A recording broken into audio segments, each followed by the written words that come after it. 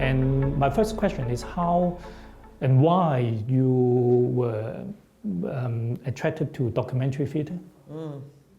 Good question. When I was studying at Princeton University in the early 1990s, I actually was not imagining myself going into the theater. I took a couple of theater courses when I was at Princeton. I was more interested in journalism, politics, history. And I had the chance to go to see a play by a playwright and actress called Anna Smith. She's actually one of North America's most prominent documentary playwrights and a phenomenal actor. And I saw two of her plays. I saw Fires in the Mirror and I saw Twilight while I was at university. And I was so struck by how the theater could be a space where we could reflect on current events, contemporary issues, look back at history, and how we could look at it not from one perspective, but from multiple perspectives. I think back in the 1990s, I was already starting to observe that our society in North America was becoming polarized, which seems incredible looking back now because we're even more polarized in 2019. But I think I discovered theater, something about theater that I didn't know about it. I really always thought of theater as a kind of a marginal entertainment space where we went to escape reality. And here I saw it as a space to engage more with reality. And I thought that theater could achieve what journalism could not achieve. I think journalism can allow us to reflect on one more or less intellectual level with issues that interest us, but the theater I thought could really develop like our emotional connection to a topic and allow us to see a topic from a 360-degree perspective. Again, this is the particular practice of Anna Smith's documentary theater, in which she doesn't, when she goes to look at a story, a conflict, she interviews people from all around, like different conflicting perspectives on the story. And she was dealing with very, very controversial topics, mostly racial conflicts in the United States. And I was amazed by how she allowed us to listen to the other point of view. So I kind of thought to myself, well, now that I've discovered this genre, it's going to be hard for me to go into journalism with conviction. At that point, I didn't imagine myself as an artist, but I guess it was like discovering a new way to approach theatrical art. So I started taking more classes in theater at Princeton, and I ended up graduating with a degree in English and theater. And then I came back to Quebec in the mid-90s, and I discovered that nobody was producing documentary theater in Quebec. And Quebec, and Montreal in particular, is very rich in theater. We have a lot of both French and English theater companies here, but nobody even knew really what documentary theater was. So I saw an opportunity to develop a company here in Montreal, where I was born. And as an Anglophone Quebecer also because this is really a French-speaking city, that I had a unique perspective to bring to contemporary life in Quebec. So I just basically started writing documentary plays, and because nobody really knew about the genre, I had to produce my own plays to get them to an audience. And so I saw myself, yes, as a theater artist, but I saw myself as somebody who was, from a creative point of view, contributing to public discourse in Quebec. And so I always see the work that I do, having an impact beyond just entertaining an audience. That's the primary goal of a play, and we always try and make whatever material we bring to the stage very entertaining for an audience, so they're enjoying a story just like they enjoy a piece of fiction in the theater. But the main goal of my practice and of Port Parole Productions, the company that I run, is to create a space in Quebec life and in Canadian life now, and now we're starting to work internationally, where citizens can listen to each other and reflect together about important social issues. So is looking back, it's already more than 10 years, about 20 years almost coming. 20 years. So we were founded in 2000. So we'll be celebrating our 20th anniversary next year. Yeah. Congratulations. Yeah, I know. It's incredible. I was just talking to one of my colleagues just to have endured this long, doing a very niche kind of theater. We're very proud and we're growing. Every year we're growing and audiences seem more and more interested in this practice. And we're seeing in Montreal and across Canada more playwrights working with the documentary approach. So I feel like it's not just my own practice that's growing, but in general, the genre is becoming more popular in Canada. So do you see any changes in your practice, in your approach to documentary theater after during these 20 years? Yeah, absolutely. Well, first of all, I've started now to produce other people's work. So once I got the company going, just producing my plays, there was enough interest that I said, well, we can't grow unless I get other artists to come and do some of their work. So that's been a big part of the changes in Porte-Parole is now I am a playwright, but I'm also a mentor and a producer of other people's work. In my own practice, I guess one of the biggest sort of evolutions is always connected to what is the position of the playwright in the work. In some of my earliest work, the playwright was not present on stage as like incarnated by an actor. And I'm not an actress myself, like Anna Devere Smith is. Like Moises Kaufman is an actor too. Did he perform in the Laramie Project ever? I can't remember, but often documentary playwrights will perform their own work.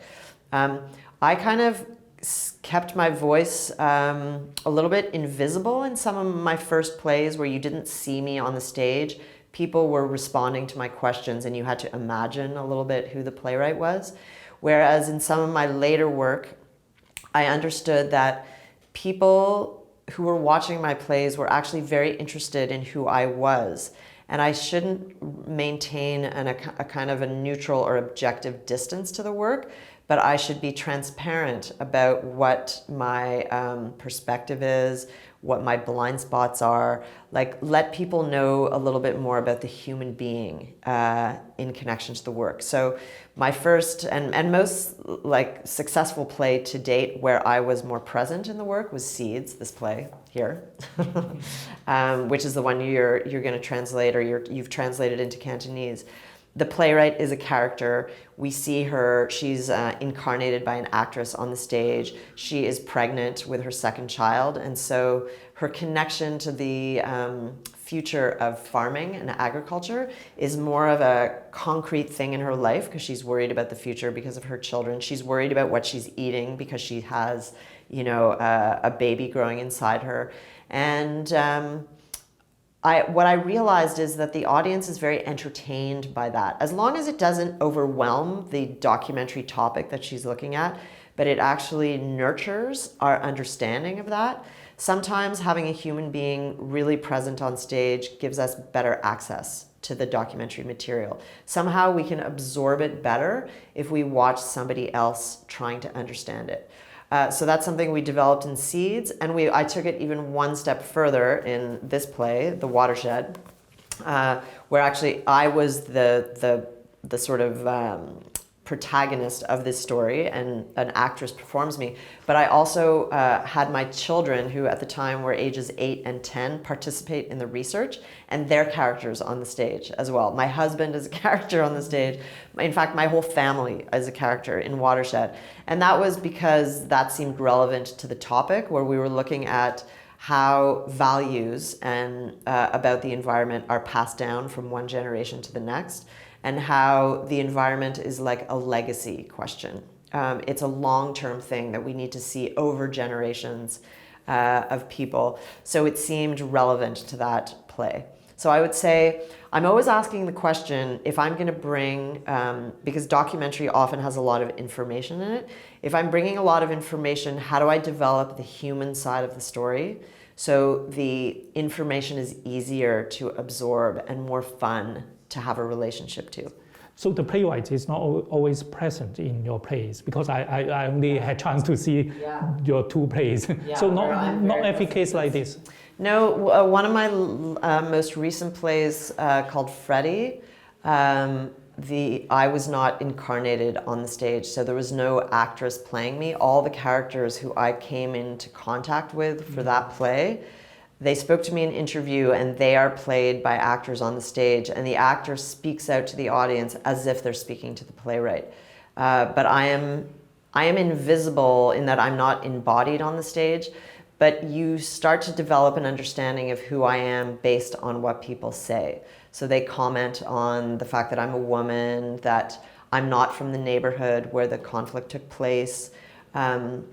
This was a story of a racial profiling incident in Montreal where a white police officer killed a Honduran Canadian man who was 18.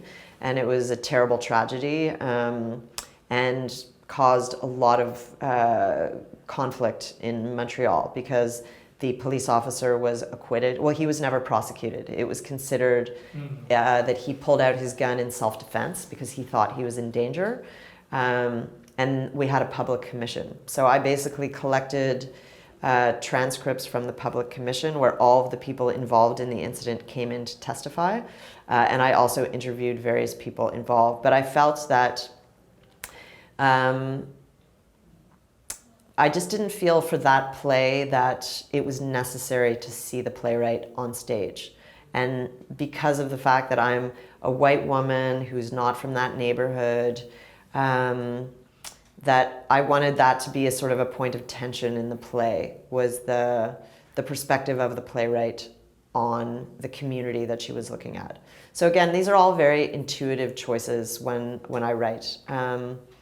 In J'aime Hydro, which is a play that I produced and worked as a mentoring dramaturg on, but the playwright is an actress called Christine Beaulieu.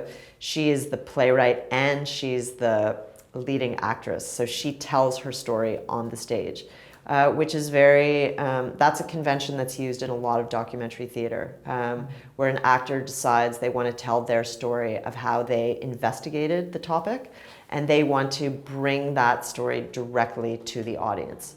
Again, you're just eliminating another layer between the story and the audience, which is very, it feels very direct, it feels very personal, and it's very exciting for the audience to have access to that character who's also the writer.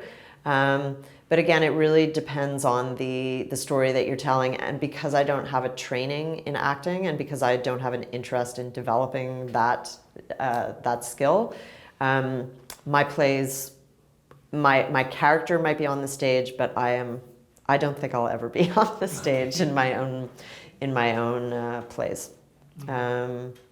That's like a distance that I like to keep. Yeah. So whether or not you are present in the story is depending on, well, the story itself. Yeah. So it's not like a principle or format. No, I really like to, I have certain principles that are very important to me. So a documentary play, it always has to be based on verbatim language. It's not an adaptation of the language. The characters are all real people. I don't interview 4 people and then I mix all their language together. If you're hearing a character speak on the stage, they exist in real life. Sometimes I'll provide them anonymity, but they are a real person living in life. All of my documentaries they try and be balanced in their approach to the issue. So if I'm going to do a play that's about racial profiling, for example, or for example in Seeds, where this was a very controversial court battle or legal battle between a farmer and Monsanto, the play is not going to take one side. I'm going to make sure that I get access to both sides of the story. And it doesn't mean it's perfectly objective, but I'm going to try and understand how the conflict evolved and not use the play as a piece of propaganda to change the minds of my audience. That's very important to me because I think a lot of documentary that exists today exists for that reason. It has a political agenda. My political agenda is a more general agenda to get people from different sides of conflicts into the same space and try and get them to confront each other or encounter each other and understand each other more. It doesn't mean I want to get them to resolve all their issues, but I feel that we need to, if we want to be intelligent in the way that we understand conflicts, we need to be open to the different sides. So those are my basic principles of documentary playwriting. But apart from that, I try not to be formulaic in that if you read one of my plays and then you read the next one, it won't have necessarily the same format in the relationship of the playwright to the play. Sometimes my plays are, one-act plays. Sometimes they're sprawling, epic, two-act plays like The Watershed. But I feel that each topic calls upon me to create a new form, in a way, to how to address the topic. And it all begins with listening. You have to say to yourself, okay, what is this conflict? Who are the interesting characters? And what is this topic telling me, about how the play should take shape? And because documentary, when you start researching, you don't know often how the story is going to end.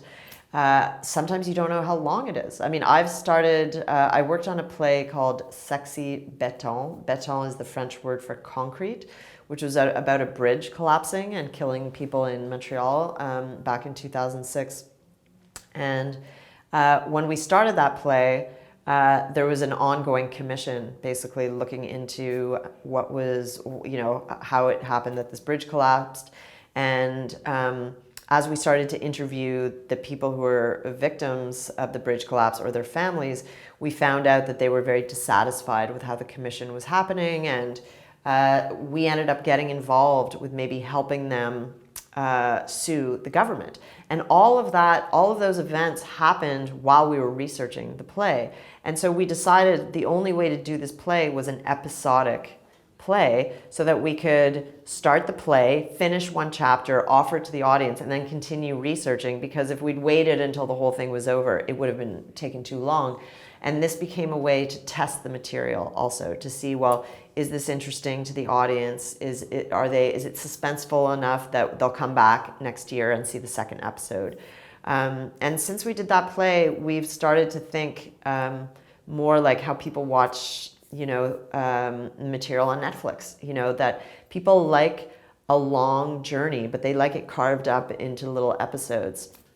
And as a producer, I'm trying to figure out how we can write episodic theater and bring it to an audience. So again, it's all of these decisions that we make about the form of the documentary come out of the material. And it's quite challenging. It's quite challenging to be able to produce a play where you don't know what the ending is when you start. But it's also very exciting. Yeah. You have given me some answer to my next question, in fact, but I still want to ask.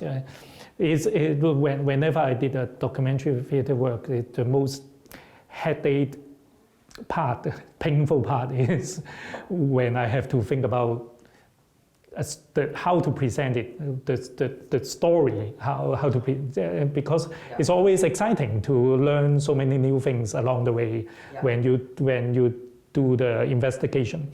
But when the deadline is coming, when you know that it's going to be performed a few months later, then the headache, the pressure of the production comes. I need to find out a way to present all the materials, to find a story, to include all the interesting stuff. So do you have any tips after working for so many years for... Gosh, yeah. I mean, it's a good question, because every time we do a new project, it's a challenge. And yet the stage and the pressure of having to create something that works on the stage is the best organizing principle for your material. And so what we've tried to do at Pour Parole is, in our production process, once the playwright has written a first draft, even if it's just the first episode, we try and do a period in the rehearsal space where the director and the designers and actors come together to start to see how are we going to stage this. And this is before we get into final production rehearsals. And the playwright is present to keep doing rewrites as they're trying to stage the material. Because I find that something that works on the page in your mind, when you shift into the rehearsal process and you get the other stage artists involved, first of all, you learn a lot about your material, but that process starts to tell you where you should be cutting. Because the playwright's relationship to the material is very precious. It's like, oh, I can't cut that out because it was so interesting and I love that character, and if we don't have that point of view, it won't represent the totality of what I learned. And yet, what has to be in your play is only the most efficient amount of material that tells the story, okay? And the story is not everything. The story is a selection of events and characters that allow you to get it, to access the totality. And in fact, theater is always telling us that we have to be as economical as possible. A scene is over, when two characters come together with opposing agendas, and it's over when one person gets what they want, or when both decide, I'm never going to get what I want, and they give up, and then they go to another scene. And so anything that's outside of the conflict structure of the piece, the most efficient conflict structure of the piece, is superfluous. And sometimes you need another stage artist to tell you that. Like an actor needs to come in and say, Annabel, the scene just doesn't work. We can cut it here and it's over. And we don't need to know all those other statistics because we'll find out later on, or we'll understand that that's the basic conflict, and after the play, the audience will go do their research. Again, we can't bring the audience everything that we've learned. We have to bring them a suspenseful, active story that opens up the universe of the conflict that we have examined, and hope that the play then will become a platform for more learning after. And so I think that that's another reason why I went into the theater, because you have to be so disciplined with your material to only keep what's absolutely necessary. And the art of cutting becomes a very important part of the playwright's craft in documentary, but very difficult. Yeah. And I also, when I have done several documentary theater works in Hong Kong, I've been sometimes, nearly always, I have been asked these questions. How can you say that the stuff you're presenting are real? How can you say the stuff you're presenting are objective? Because when people ask me this question, they have the documentary film, documentary TV program in their mind. Then but they think that the theater itself is fictional. So I was always being challenged about this, my objectivity, my authenticity. Sure. So have you ever been asked about these questions? It's the $10,000 question. Yes. It's why I love documentary theater, because it seems like a contradiction. But what I do is I ask those people, oh, you think when you're watching documentary television or film that that's real? And why do you think that's real? Because you have access to the real people, but behind the camera there is a director, and there was somebody who decided, first of all, who to interview, what questions to ask them, how to set up their frame, when to cut their frame, what music to use to influence how you're listening. So what I find actually very deceptive about other forms of documentary where you think you have access to the real is, in fact, you're being subjected to all kinds of personal choices that went into giving you access to that, but you think it's real. That to me is a much bigger lie than coming into my theater where I'm saying all of this is a construction, but it is a construction of a reality that I had access to, and now I'm going to tell you about my version of reality. That to me is a much more honest relationship between the story and the audience, and it reminds us that actually all of reality is a kind of construction, because as we walk through the world with our ears and our eyes and our sense of smell, all of us are like walking cameras. We're going around selecting what parts of reality make up the narrative inside our heads. It's like we're all creating reality.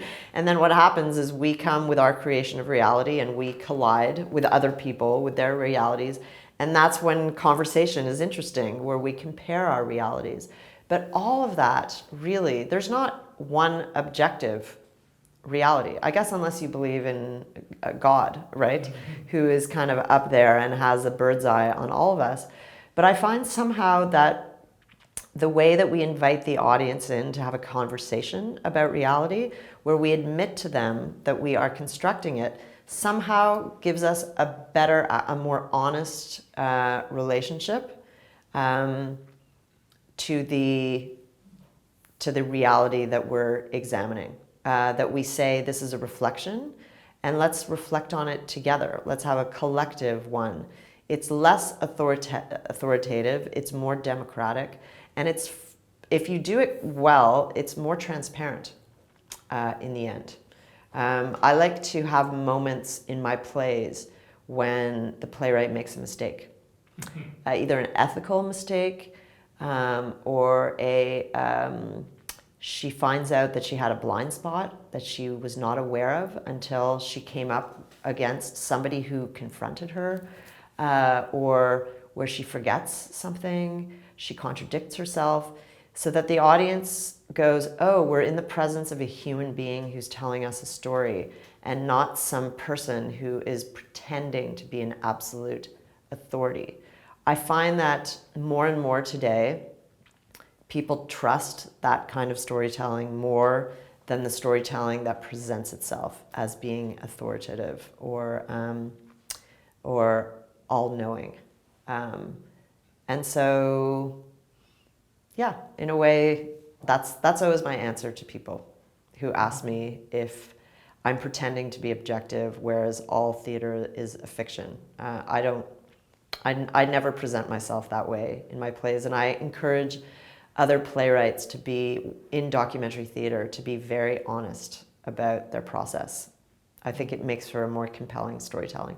Mm-hmm. You say that when in the 90s, when you were back in Quebec, is documentary theater is like unheard of. Was like unheard of here. But well, I can see that your company is growing. Yeah. Very well, and Yeah. and now and in Quebec. But when I try to do my research, and it seems that, well, in terms of the whole world, the documentary theater, it seems like a trend. It seems like out of trend now. Mm-hmm. For example, like I just came from New York and I talked to Carol Martin, and it seemed after Laramie Project or The Exonerate. Have you heard about the play The Exonerate? Yes. Yes. Yeah, I saw a reading in New York. And after such masterpieces, it's already more than about 20 years already when they were first produced. And in the recent 10 years, it seems there are not much significant or important documentary theater piece in the United States. In the United States. Of course, in Germany, there are always, the documentary theater is a big trend there and big tradition there. In the UK as well, there have been some big documentary plays in the UK. But not within these 10 years. So it seemed to me a little bit that worldwide it seemed a little bit out of the trend. Yeah. How? I don't know. You know, it's funny. I founded this company to do exclusively documentary theater, and because that was for me the most exciting way to put material on the stage. Sometimes it bugs me that we even have to call it documentary theater, because ultimately the product that you see on the stage resembles a conventional piece of theater. The only difference is it's all pulled from real life, right? But the arc of the play is supposed to have, you know, a kind of dramatic structure that's similar, you know, where there's a sort of an introduction of elements, and then there's a rising action, and there's a climax and a denouement, you know, and it's there to allow you to engage in a story with compelling characters. And the added bonus is this is happening in your world, right? And so you have access into a story that really relates to you. You know, I started doing this in the late 90s, like you said, when it wasn't heard of in Quebec. Now it's going through a bit of a, I would say in Quebec and Canada, there's an emergence of a lot of documentary. I guess for me, it's a long-term project. So I feel like there are going to be moments when in different parts of the world, it will be popular, it will be trendy, it will be considered maybe more artistic than at other times. But I guess I don't really care because I find it so exciting every time I embark on a new investigation of an issue or a story. I find the way it allows me to relate to the world. So I don't sit at home by myself dreaming up a story, but I'm constantly out in the world interviewing people that I find that I'm always going to find new ways of doing it depending on the story. So I don't really worry so much about trends. I'm more concerned with developing an audience. You know, my local audience is my most important audience, and then with certain plays, touring them internationally so that we can develop, you know, new markets for our work. But I'm not that affected by the idea of trends. You know, again, if you're committed to your art form and it's allowing you to keep a very engaged and dynamic relationship to your audience, then it doesn't really matter what's considered an artistic trend or not. And I think this is something that the theater has proved too. I mean, it's existed, you know, basically since the birth of humankind. It's one of those media that has incredible resilience through the ages because it's happening in the present moment. It exists for the audience that's right there in front of it. So as long as you're constantly asking yourself, how can I nourish this relationship between my audience and make sure that the theater stays as contemporary as possible, I try not to think about the trends. Other people, academics and, you know, critics and culture writers can think about the trends. I'm thinking about my audience and my craft. Okay. So last question, the last question is, so can you tell me a bit about are there any projects that's ongoing at this moment or in the future? Yes, well, our big project right now is called The Assembly, and it's not one play. It's a series of plays that we are creating using the same concept. And so it's different from all my previous work in that, first of all, I'm co-writing it with two other writers who are actors, Alex Ivanovich, who's co-founder of Port Parole, and an actor called Brett Watson. And this series of plays looks at the phenomenon of polarization in the world today. And it's what we would call a devised documentary play. Instead of going out and following a real life story and trying to kind of follow it through to its end, we create the circumstances in which four people who have totally different political perspectives, two who are more right-leaning and two who are more left-leaning. We invite them to have supper with these two actors who are my co-writers to have an encounter in which they will have to be in collision, I guess, with people with different political opinions. We record the supper and we also record follow-up interviews with each participant.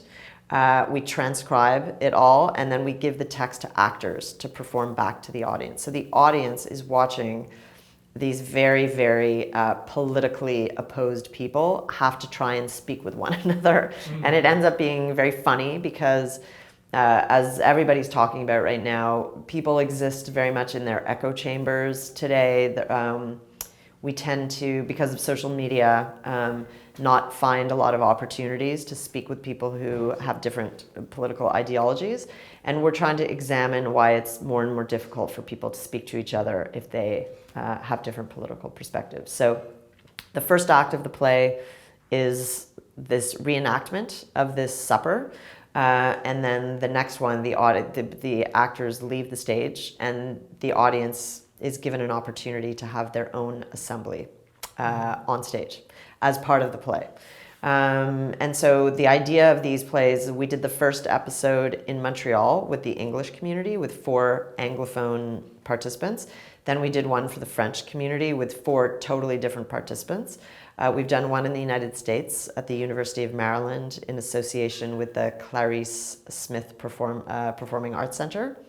And we're being invited to different countries now to do assemblies in different parts of the world. So next week we're going down to Sao Paulo in Brazil.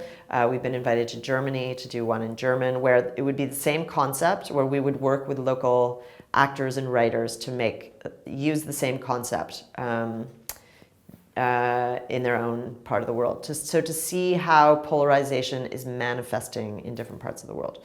So, and we're also trying to come up with a television adaptation of that series.